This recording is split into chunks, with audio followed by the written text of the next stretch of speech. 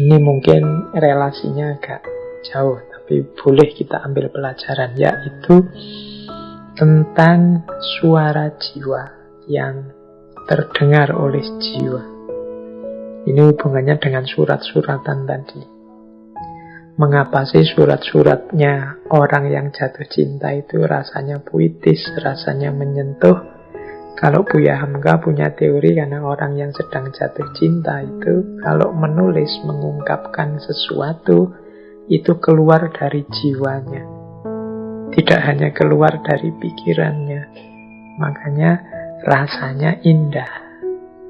Suara jiwa para pecinta itu kan indah. Sehingga Buya Hamka ada kalimat begini dalam Tenggelamnya Kapal Van der Wijk itu. Surat itu rupanya diperbuat dengan jiwa, bukan dengan tangan.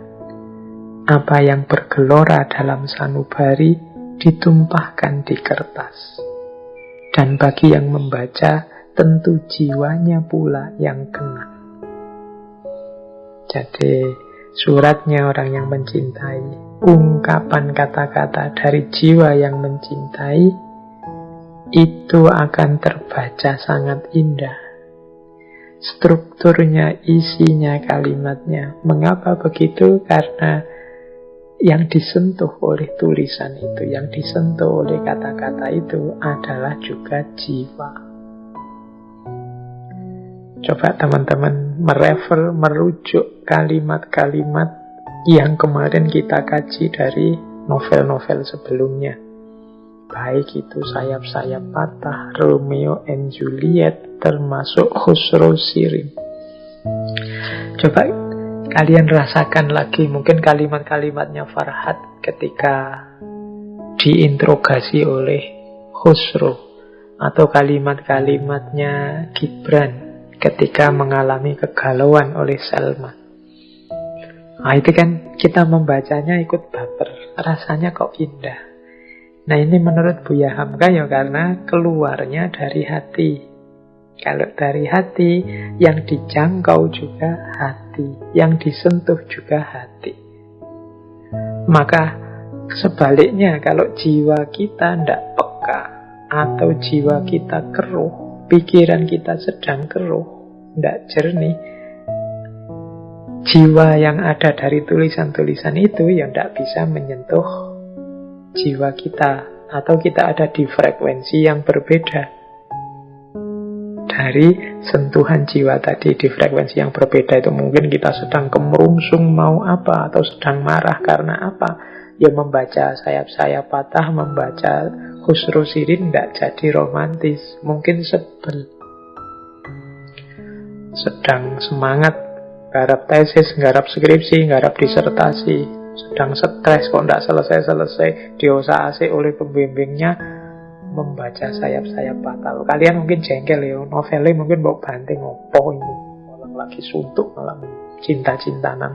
Baca Shirin Khusro ya puyeng kamu, sedang ditagih ibu kos, bulananmu kok tidak bayar-bayar, itu kan suntuk.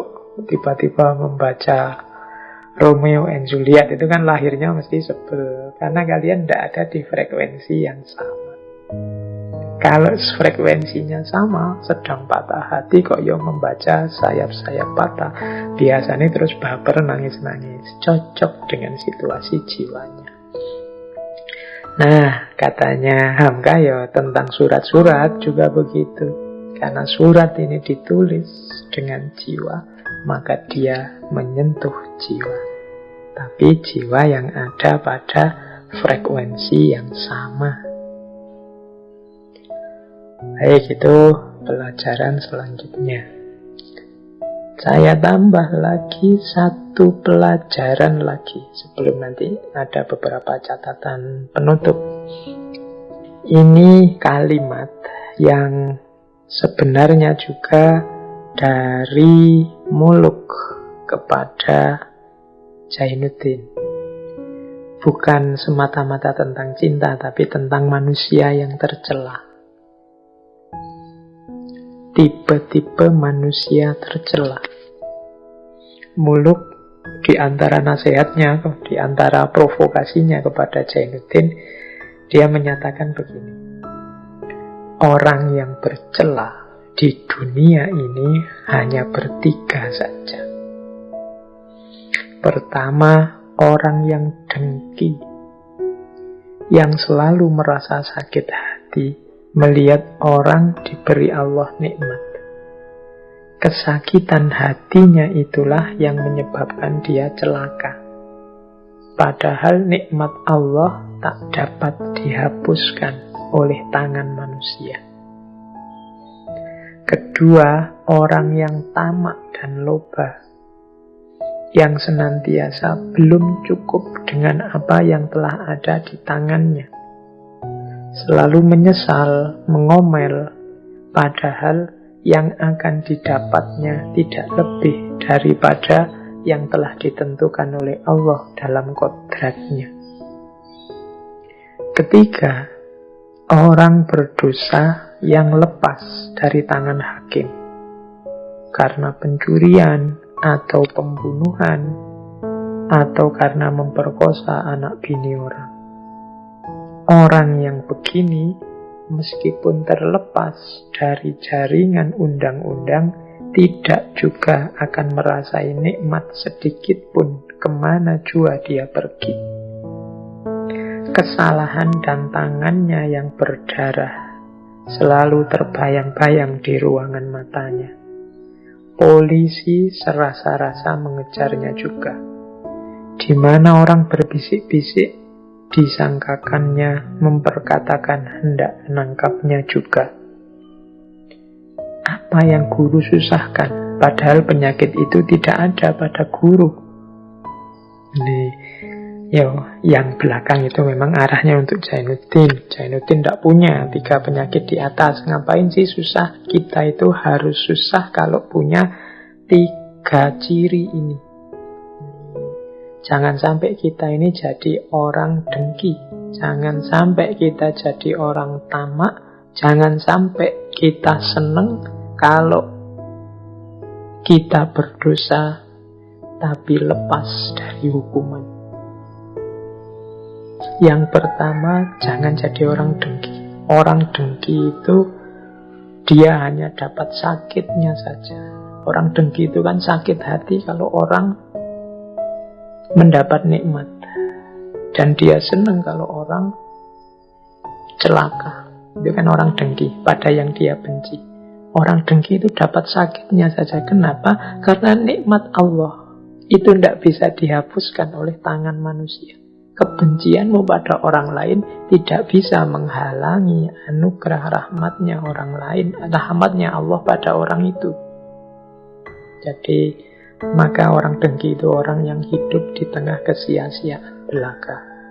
Dapat sakit hatinya saja. Padahal nikmat dan anugerah Allah itu sudah pasti tidak bisa dihalangi oleh manusia. Yang kedua, orang tamak dan loba. Orang tamak juga ini orang yang dapat sakitnya saja. Mengapa? Karena dia menginginkan apa yang dia belum miliki. Selalu menuntut, selalu tidak puas. Ini kan orang tamak. Padahal jatah kita, rezeki kita sudah ditentukan oleh Allah. Ngapain harus tamak? Kalau memang bukan jatah kita, ya tidak akan bisa kita peroleh. Kalau sudah jatah kita, insya Allah akan datang juga. Ini orang tercela kedua. Dan yang ketiga, orang salah tapi bebas dari hukuman. Bebas dari hukuman itu mungkin tidak ada orang yang tahu, atau sudah disidang tapi dibebaskan dan lain sebagainya. Ini kamu jangan senang-senang. Ini tercela tapi dia susah. Mengapa? Hidupnya pasti tidak tenang. Jadi dia tidak akan nyaman. Dia merasa dikejar-kejar polisi misalnya. Kemudian dia terbayang-bayang dengan dosanya. Orang yang dibayangi dosa itu kan gelisah terus. Kesandung saja dia langsung mikirnya, jangan-jangan ini karmaku. Dia sakit sedikit saja terus dia mikirnya, jangan-jangan ini karmaku, balasanku. Ini kan hidup yang tidak tenang. Nanti kalau ada orang bisik-bisik, oh jangan-jangan ngomong aku, jangan-jangan ingin bongkar aibku, dan lain sebagainya. tiga orang ini tercela. Mengapa tercela? Dia punya akhlak buruk, tapi sakit sendiri dalam dirinya. Jadi sakit sendiri itu tidak ada hubungannya dengan orang lain. Dia milih yang buruk dan langsung menikmati sakitnya sendiri. Orang dengki, orang tamak, orang berdosa yang lepas dari hukuman. Ya kalau dalam tenggelamnya kapal Van der Wijk ini kan untuk menyemangati muluk, sampean itu tidak punya tiga sifat ini. Ngapain sedih? Tidak harus galau. Jadi ayo bangkit, ayo berjuang lagi, tidak dosa. Tidak seperti orang dengki, orang tamak, orang berdosa tadi, sampai tidak punya dosa apa-apa, bangkitlah. Nah ini kalau dibalik berarti kita siapapun yang punya tiga karakter ini, dengki, tamak, dan dosa yang disembunyikan, mari kita bersihkan diri dari itu semua. Jadi jangan sampai kita ini punya akhlak yang tercela, tapi hidup kita sebenarnya sengsara karena akhlak kita yang tercela itu. Baik teman-teman, itu ya yang bisa kita ambil pelajaran-pelajaran dalam novel Tenggelamnya Kapal Van der Wijk.